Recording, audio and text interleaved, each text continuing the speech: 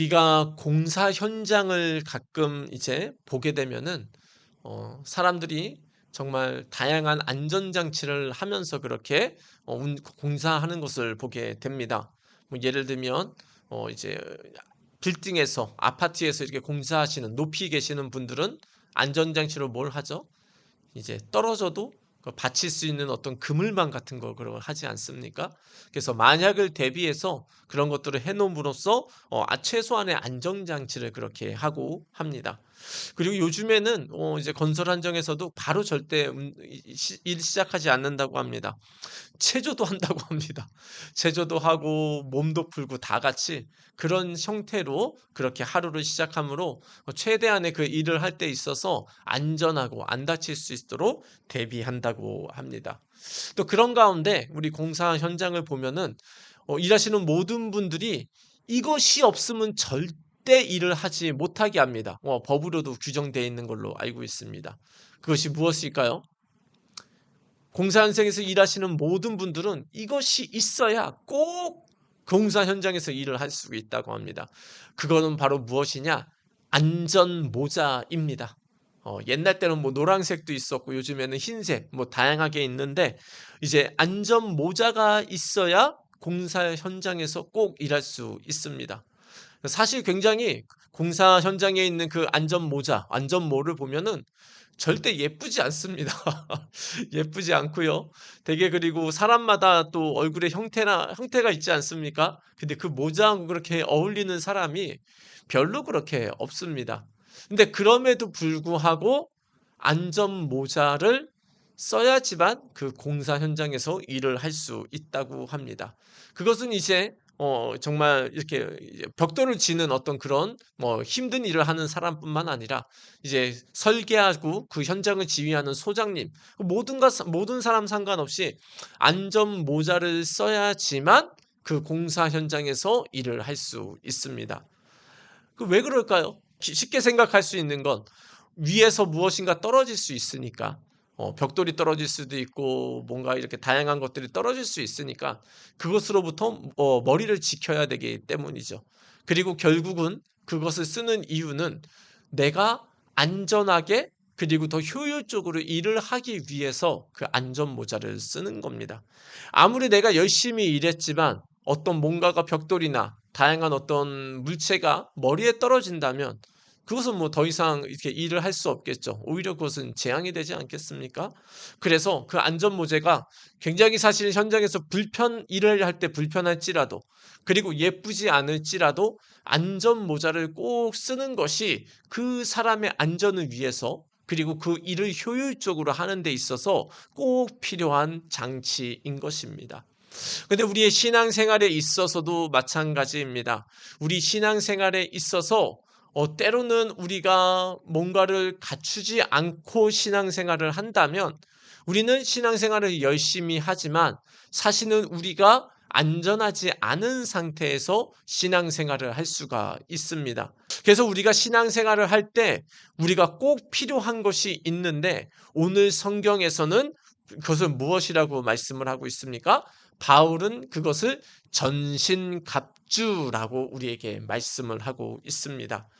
전신갑주라고 하면은 이따가 사진으로 잠깐 보여드리겠지만 이제 전쟁을 할 때 군인들이 사용하던 그런 머리부터 발끝까지 갖추는 그런 이제 방어구와 같은 것입니다. 물론 이제 무기도 있을 것이고요.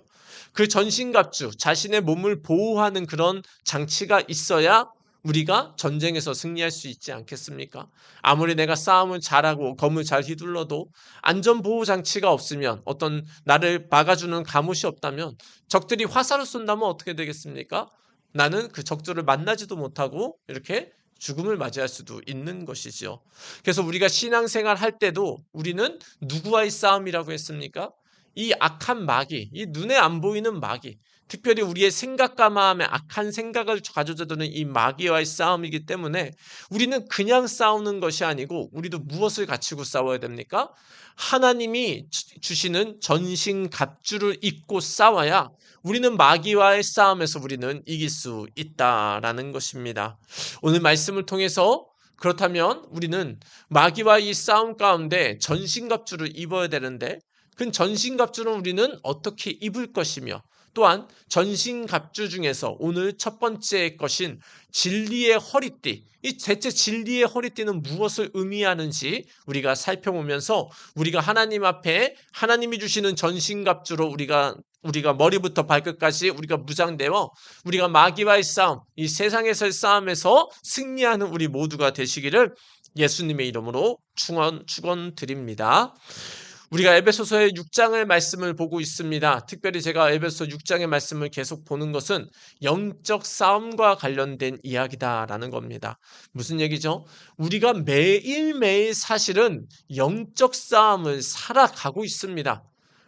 마귀와의 싸움을 우리가 싸워가고 있다라는 것이죠. 그런데 우리는 때로는 이 마귀가 눈에 안 보이니까 그리고 마귀가 속임수를 쓰니까 우리가 그것에 대해서 우리가 인식을 하지 못하고 계속 똑같은 거에서 넘어지고 우리가 살아간다라는 겁니다. 뭐 예를 들면 마귀가 하는 건 뭐라 그랬죠? 마귀는 사람들에게 악한 생각, 이간질하는 생각을 준 다음에 누구끼리 싸우게 합니까? 사람끼리 싸우게 하는 것이죠. 우리는 그런 마귀의 정체를 알고 이제는 하나님이 주시는 전신갑주를 입어서 마귀와 전쟁에서 우리가 이겨나가야 된다라는 겁니다. 순간순간 하루하루 말씀을 드리는 것이죠. 자, 우리가 그럼 지난주까지 우리가 계속해서 보았던 말씀을 짧게 요약하면서 보면 좋겠는데요. 우리가 그럼 마귀와의 싸움에서 이기려면 뭐가 필요합니까? 우리 에베소 6장 10절 말씀 같이 한번 읽습니다. 시작. 내가 끝으로 여러분에게 권고한 말은 이것입니다. 여러분은 주님과 함께 살면서 그분에게서 강한 힘을 받아 아멘. 영적 싸움을 시작하는 데 있어서 가장 중요한 건 뭐라고 했죠? 우리에게 돈도 아닙니다. 우리에게 어떤 멋있는 명예나 옷도 아니고 어떤 그런 것도 아닙니다. 주님과 함께 사는 것이, 그리고 주님과 함께 살면서 주님이 주시는 힘을 받아서 우리가 살 때 바로 그것이 우리가 영적 싸움에서 마귀와 싸워서 이기는 가장 중요한 비결이라고 우리가 함께 살펴보았습니다. 그리고 11절에서는 이렇게 말씀하죠. 제가 읽겠습니다. 악마의 관계에 맞설 수 있도록 하나님이 주시는 온몸을 덮는 갑옷을 입으십시오. 악마의 관계다라는 것은 앙배는 뭡니까? 속임수를 쓴다라는 겁니다. 한 사람 한 사람을 넘어뜨리기 위해서 마귀도 뭘 쓴다라는 겁니까? 계략과 계획과 속임수를 우리에게 쓴다라는 겁니다. 예를 들면 사람마다 다 약한 것이 있습니다. 어떤 것은 먹는 것에 약합니다.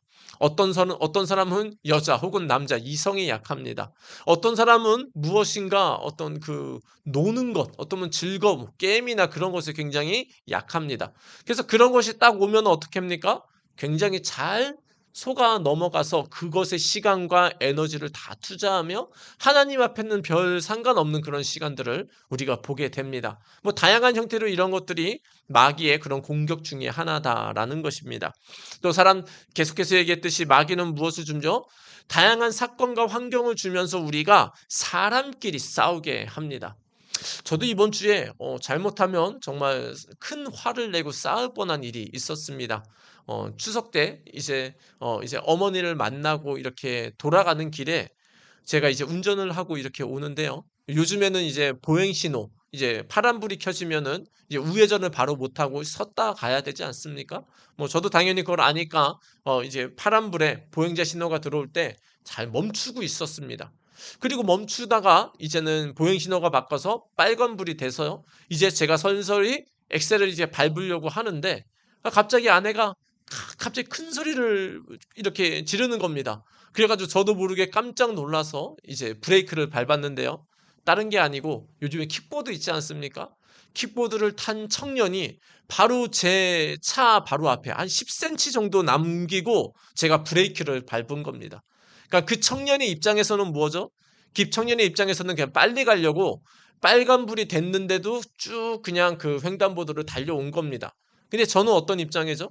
저는 이제 빨간불이 됐으니까 당연히 안전하다고 생각하고 이제 엑셀을 조금씩 이제 밟은 거죠. 근데 잘못하면 어떻게 되죠? 제가 그 청년을 바로 칠 수 있는 그런 상황이었다라는 겁니다.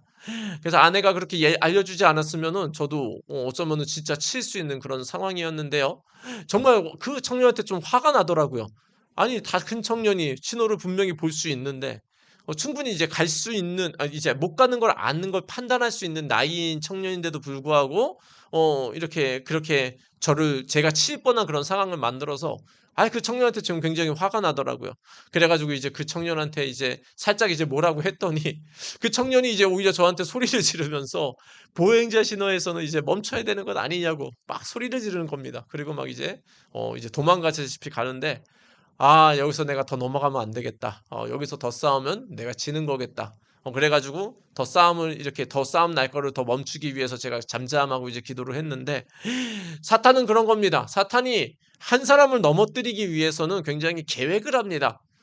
이게 사람이 한 것 같지만 사실은 저 하나를 넘어뜨리고 제가 넘어지게 하려고 모든 상황을 이렇게 엮어 놓은 거죠. 근데 저는 감사하게도 이제 하나님이 또 은혜를 주셔서 또 기도해서 그걸 잘 또 이렇게 이겨나갈 수 있었지만, 때로는 어떻습니까? 정말 화가 나는 상황들이 아니지 않습니까? 그런 이런 다양한 상황 가운데서 사탄은 계략을 써서 나를 넘어뜨린다라는 겁니다. 그리고 더 넘어뜨리는 마귀의 전략은 뭐냐? 자기가 준 게 아니라고 생각을 해요. 자기가 만든 상황이 아니라고 생각을 해요. 신호를 무시하게 하는 그 생각도 사실은 마귀가 줘서 행동하게 한 거고, 또 그 상황에서 내가 또 화를 내고 싸울 수 있는 상황을 만든 것도 마귀가 하는 짓인데, 마귀는 그 생각을 탁 던져주고 상황을 만들어 놓고 우리한테 뭐라고 합니까? 우리끼리 싸우게 하는 거죠. 그래서 마귀만 좋아하는 일을 안 하려면 결국은 그 상황에서 기도로 우리가 이겨야 되는 거다라는 겁니다. 근데 어쨌든 제가 하고 싶은 말은 뭐냐? 마귀가 한 명 한 명을 넘어뜨리려고 그 약점을 알고 우리를 공격한다라는 사실이고요. 그래서 우리는 무엇을 해야 되냐? 에베소 6장 13절에서는 사도 바울이 이렇게 말씀합니다. 같이 있습니다. 시작. 그러므로 하나님의 전신갑주를 취하라. 이는 악한 날에 너희가 능히 대적하고 모든 일을 행하는 후에 서기 위함이라. 아멘. 그러므로 사도 바울은 지금 얘기를 하는 겁니다. 어떻게 하라는 거죠? 하나님의 전신 갑주를 취하라라고 말씀을 하고 있습니다.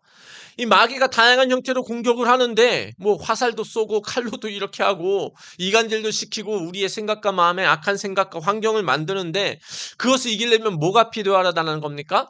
전신갑주가 필요한데, 중요한 건 그겁니다. 누가 주시는 전신갑주입니까?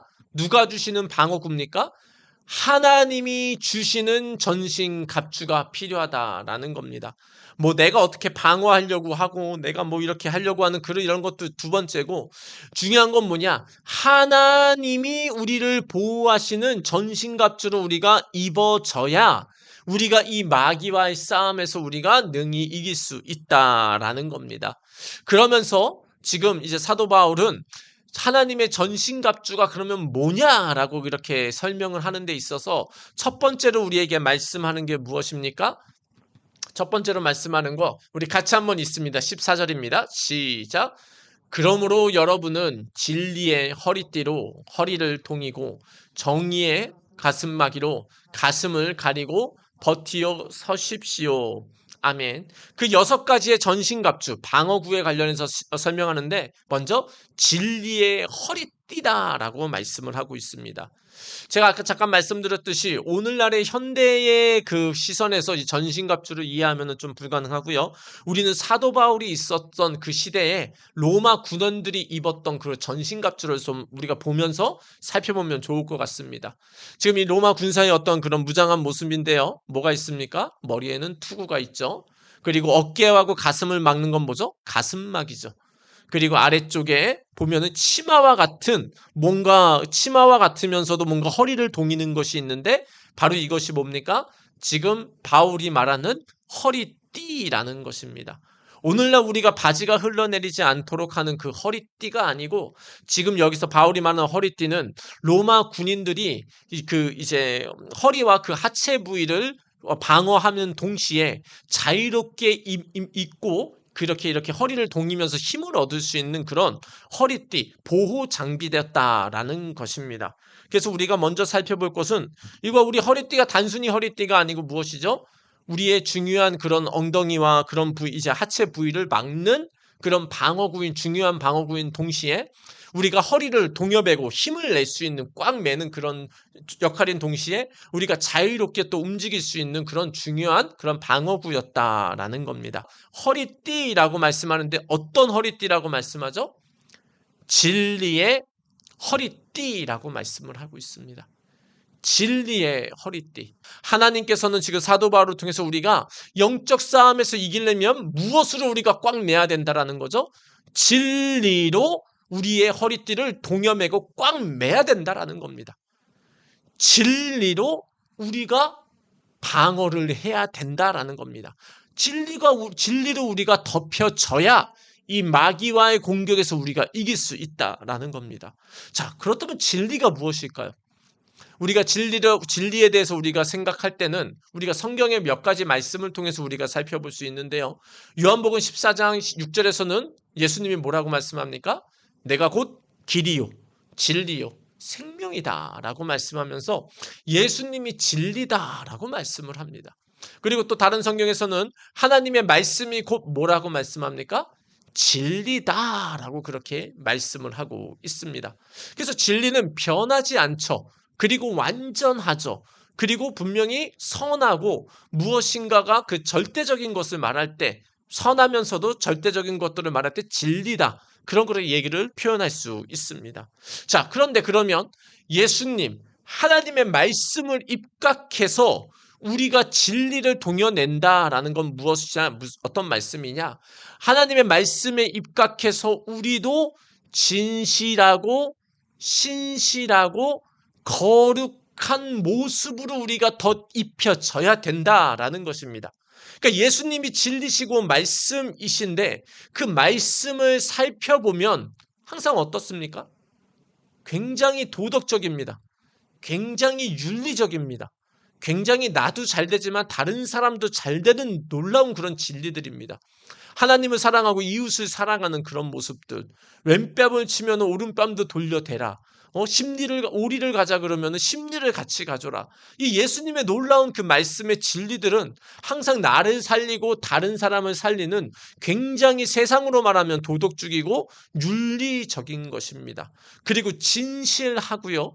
굉장히 믿을만 하고요. 굉장히 신뢰할 수 있는 그런 것들이다라는 것이죠. 근데 사도 바울은 이 마귀와 이 싸움에서 우리가 그 동여매고 우리가 무장해야 될 것이 바로 뭐냐? 하나님의 말씀에 입각해서 우리가 진실된 모습으로 살아가는 것. 하나님의 말씀 안에서 우리가 신뢰를 얻으며 우리가 도덕적으로 살아갈 수 있는 그런 모습. 한마디로 거룩한 그런 모습의 삶이 바로 마귀를 이길 수 있는 전신갑주 중에 하나다라고 말씀을 하고 있는 것입니다. 그럼 예를 들면 그러면 하나님의 말씀에 입각해서 우리의 삶의 진리를 우리가 살아낸다면 그럼 어떤 그런 진실하고 신실하고 거룩한 삶을 우리가 살 수 있을까요? 아주 쉬운 예를 하나 들도록 하겠습니다. 자, 횡단보도가 있습니다. 그리고 차도가 있습니다. 정말 급한 상황이 아니다. 그러면은 우리가 차도를 건널 때 어디로 건너야 되겠습니까? 거리가 짧다고 우리가 무단횡단을 해야 되겠습니까? 횡단보도로 건너야 되겠습니까? 어떤 것이 하나님의 말씀에 입각해서 내가 거룩하고 진실하고 신실한 그런 삶의 모습이겠습니까? 당연히 횡단보도로 건너는 것이 바로 하나님이 원하는 우리의 삶에 원하는 그런 진실되고 신실하고 거룩한 삶이다라고 할 수 있는 것이겠죠. 굉장히 쉬운 예였던 것입니다. 예를 들면 우리가 쓰레기가 있습니다. 뭔가 버리고 싶은데 집까지 가지고 가면 너무 멀어요. 그래서 내가 그냥 휙 버리고 싶어요. 마음에. 그럼 하나님 앞에 진실되고 신실하고 거룩한 삶은 쓰레기를 그냥 길 가다가 버리는 겁니까? 안 보이게? 아니면은 우리가 쓰레기통을 찾아서 버리는 겁니까? 당연히 쓰레기통을 찾아 버리는 것일 것입니다. 우리 정말 어린아이들이 할 수 있는 그런 수준의 그런 얘기를 잠깐 했고요. 그럼 어른들은 또 어떤 걸 우리가 생각해 볼 수 있을까요? 우리가 충분히 우리가 살다 보면은 상대방이 모르게 상대방을 속인다고 생각하며 일을 할 때도 있고 또 상대방이 모르게 내 마음에서는 별로 그렇게 살아가지 않는 모습을 볼 때도 있습니다. 저도 이제 아르바이트 할 때가 있었습니다. 아르바이트 할 때 아르바이트 해보니까 어떻습니까? 귀찮지 않습니까? 그래서 뭐 이거 해라 저거 해라 하면은, 특히 이제 제가 예전에 편의점에 있었는데 잠깐 2달 정도 일을 했는데 정말 잡일이 많아요. 그냥 앉아서 그냥 카운터만 보는 것 같지만 사람들이 물건을 사고 나면 물건 채워 넣어야 되죠. 그 물건 드러내고 거기 청소해야 되죠. 그리고 이제 뭐 바닥도 쓸어야 되죠. 또 동계산도 맞는지 해야 되죠. 아, 편의점이 진짜 약간 종합 선물 세트 같아요. 어떤 일하는 것에 있어서. 근데 그거 할 때, 그 주인이 얼마나 그렇게 이렇게 많이 막 사장님이 시키는지 굉장히 하기 싫더라고요. 근데 하나님의 입장에서는 말씀에 입각해서 내가 신실하고 진실되고 거룩하게 사는 것은 내 일이 아니라고, 내가 사장이 아니라고 대충대충 하는 걸까요? 아니면 사장님처럼 사장님의 마음을 가지고 내가 성실하게 일하는 걸까요? 성실하게 일하는 것이 하나님이 원하시는 거룩하고 신실한 진리로 허리띠를 동인 그런 삶의 모습이다라는 것입니다. 우리가 요즘에 최근에 뭐 아파트 관련해서 많이 얘기 나오고 있죠. 철근 누락 사건들. 뭐 일반 아파트뿐만 아니라 공공 분양하는 아파트, 뭐 LH에서 나오는 아파트, 다양한 곳에서 지금 이제 조사를 해보니 철근 누락이 되는 것들이 굉장히 많은 것을 보게 됩니다. 철근이 누락된다는 건 어떤 일이 무슨 말입니까? 지진과 같은 뭔가 굉장한 큰 강도의 어떤 아파트를 흔드는 일이 있으면 그 아파트는 어떻게 되는 거죠? 주저앉는 것입니다. 그 아파트에 있는 사람도 어떻게 될까요? 그냥 돌아가시게 되는 그런, 크게 다치거나 그렇게 되지 않겠습니까? 굉장히 무섭고 위험한 일입니다. 예전에 우리는 삼풍백화점이 무너진 거, 뭐 성수대교가 무너진 거 우리가 좀 알고 있는데 철근 누락이 됐다라는 거는 그 일을 한 번 더 일으키게 되는 근거를 만들어내는 아주 악한 일입니다. 근데 어떻게 그런 일들이 일어나게 됐을까요? 뭐 여러 가지 일이 있겠지만 결국은 어떻게 된 것이겠습니까? 돈과 관련된 것 아니겠습니까? 철근을 빼뜨리면은 그만한 돈을 누군가가 차지하게 되는 것이죠. 사람들은 돈을 위해서라면 다른 사람이 안전이 어떻든 신경까지 안 쓰게 되는 이런 생각들. 대체 이거 누가 주는 생각일까요? 하나님이 주는 생각일까요? 일반적인 우리 인간이 가지는 생각일까요? 정말 마귀가 주는 생각 아닌가요? 근데 우리 믿는 자가 만약에 뭔가 돈 때문에 내가 무엇인가가 다른 사람이 안 걸린다고 생각하고 내가 내 돈을 취하면서 뭔가 속이고 다른 사람의 안전을 굉장히 힘들게 하는 일을 한다. 이거는 하나님의 말씀에 입각해서 거룩하고 신실하고 진실되긴커녕 완전히 악한 사탄에게 속아서 살아가는 삶 아니겠습니까? 우리가 때로는 그렇습니다. 우리가 도덕적으로 윤리적으로 살아가는 것이 우리를 구원해 주는 건 아닙니다. 우리는 예수를 믿어. 우리 다 죄인이잖아요. 뭐 다 거기서 거기 똑같은 죄인 아닙니까? 사람의 형태만 달라서 그렇지. 감옥에 있는 사람도 죄인이고 여기 감옥 밖에서 살아가는 우리도 죄인이고 크고 작은 어떤 죄가 다르고 걸리고 안 걸리고의 그런 문제지. 사실 우리가 다 조사 다 하면은 우리가 어떻게 뭐 하나님 앞에 사람 앞에 그렇게 떳떳한 사람이라고 우리가 누가 말할 수 있겠습니까? 중요한 건 그런데 이 마귀는 우리가 계속해서 윤리적이고 도덕적이고 하나님의 말씀에 입각한 신실하고 진실된 마음의 삶과는 계속 멀어지게 살게 한다라는 겁니다. 그리고 그것이 아예 굳어지면 어떻게 되는 겁니까? 그렇게 살아도 괜찮다라는 생각까지 굳어지게 하는 게 이 마귀가 주는 생각이고요. 결국은 그 생각에 우리가 굳어지면 어떤 삶을 살아가는 겁니까?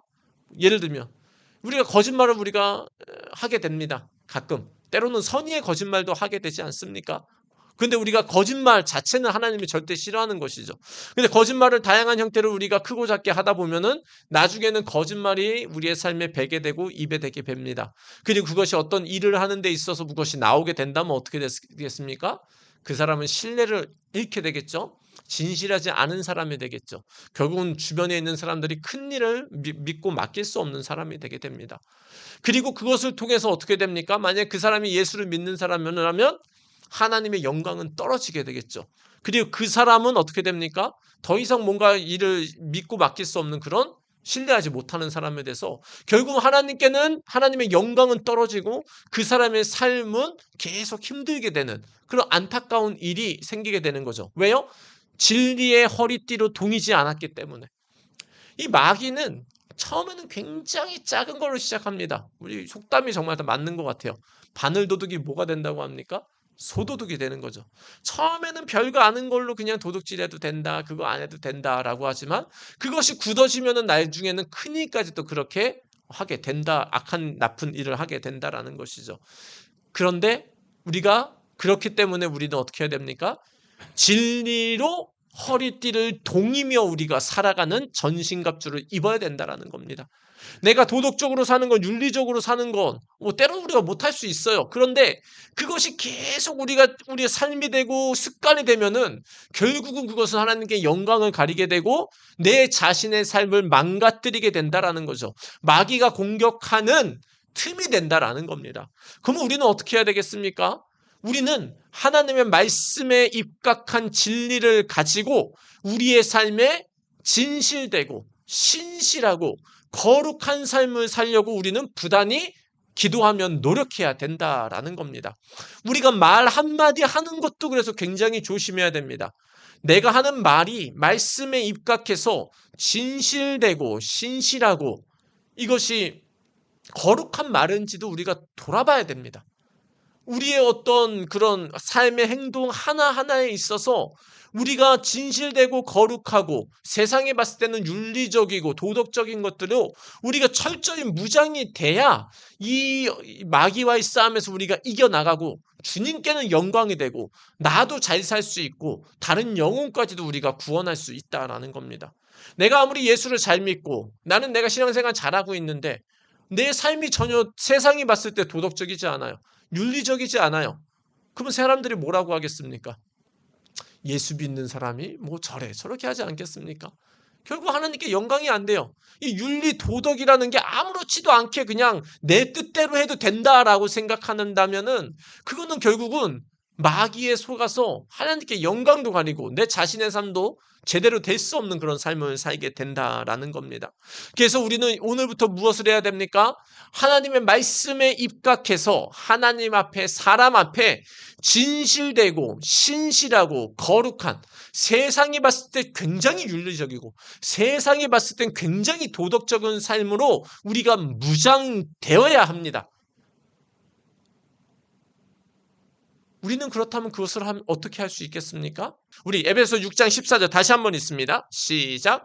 그러므로 여러분은 진리의 허리띠로 허리를 동이고 정의의 가슴막이로 가슴을 가리고 버티어 서십시오. 아멘. 진리의 허리띠로 허리를 동여야 된다라는 겁니다. 동여야 된다는 건 무엇입니까? 꽉 붙잡는다는 건 아닙니까? 허리띠가 안 떨어지도록 허리에 완전히 졸라맨다라는 거 아닙니까? 이 말씀은 결국은 우리가 어떻게 해야 되냐? 우리가 하나님 앞에 사람 앞에 철저하게 진실되고 거룩하고 선한 모습으로 살 수 있도록 우리가 부단히 노력하는 동시에 이것을 할 수 있게 해주시는 분이 누구라고 했죠? 하나님이십니다. 우리는 우리가 해야지 정도가 아니고 그것을 할 수 있는 힘을 하나님이 주시기 때문에 지난주는 어떻게 해야 하라고 했죠? 꾸준히 기도해야 된다. 언제든지 기도해야 된다. 다른 사람을 위해서도 기도해야 된다라고 하지 않았습니까? 결국은 우리가 진리의 허리띠, 하나님 앞에 사람 앞에 선하고 윤리적이고 진실된 그런 모습으로 살아가려면은 우리가 이 진리의 허리띠가 우리에게 허리에 동여지도록 하나님 앞에 끊임없이 우리가 구해야 된다라는 겁니다.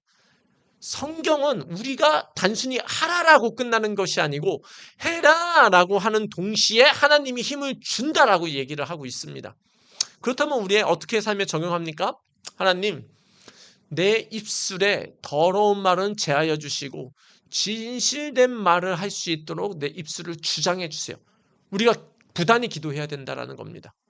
하나님, 내가 어떤 이런 삶에 있어서 내 일을 할 때 있어서 하나님 마음의 자세가 이것을 그냥 대충 그냥 대강 내 일이 아니라고 생각하면서 했는데 하나님 용서해 주시고 하나님 나에게 성실한 마음을 주시옵소서. 이것이 내게 하나님이 주신 사명의 장소인데 하나님 내게 성실한 마음을 주시옵소서. 내가 최선을 다해서 일할 수 있는 마음을 주시옵소서. 하나님이 이 직장의 장소에서 하나님의 영광을 나타내라고 나를 이곳에 보내주셨는데 하나님 내가 이곳에 언제까지 있을지 모르지만 하나님 내 앞에 하루하루 있는 동안 최선을 다할 수 있는 성실함과 진실된 마음을 달라고 우리가 끊임없이 기도하며 이겨야 된다라는 것입니다. 우리가 때로는 또 어떻습니까? 사랑관계에 있어서 우리가 이렇게 때로는 내 이기적인 것만 생각할 때가 있지 않습니까?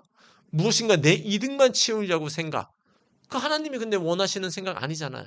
그럼 우리가 어떻게 기도할 수 있죠? 하나님, 내가 다른 사람에 대해서 시기하고 질투하고 내가 없다고 다른 사람에 대해서 정말 내가 험난한 잘못된 말을 했다면 용서해 주시고 하나님, 나도 잘 되고 저 사람도 잘 될 수 있는 마음을 주세요. 그래서 저 같은 경우도 때로는 뭔가 시기와 질투의 마음이 마귀가 확 내 생각에 막 줄 때가 있어요. 그때는 어떻게 하냐? 또 마귀가 공격하는구나. 그래서 저는 예수님의 십자가 보혈의 피로 머리부터 발끝까지 저를 덮어주시고 용서해 주시고 예수 이름으로 악한 마귀가 떠나가게 해주세요. 이렇게 기도한 다음에 그걸로 끝나는 게 아니고 뭐하냐? 내가 지금 뭔가 마귀가 시기하고 질투를 줬던 그 대상이 있잖아요. 전 그 사람을 바로 축복해요. 하나님 저 사람 축복해 주시고 저 사람 잘 되게 해주시고 그 사람 막 축복해요. 그 마귀가 나에게 의도했던 거하고는 완전히 반대잖아요. 마귀는 내가 저 사람을 시기하고 질투하고 미워해서 굴리라 관계했다면은 이제는 하나님이 주시는 진실되고 거룩하고 신실한 마음은 뭐예요? 저 사람을 축복하고 저 사람과의 관계가 잘 되고 막 축복하는 거예요. 그럼 마귀가 그냥 치를 떨고 도망가는 거예요.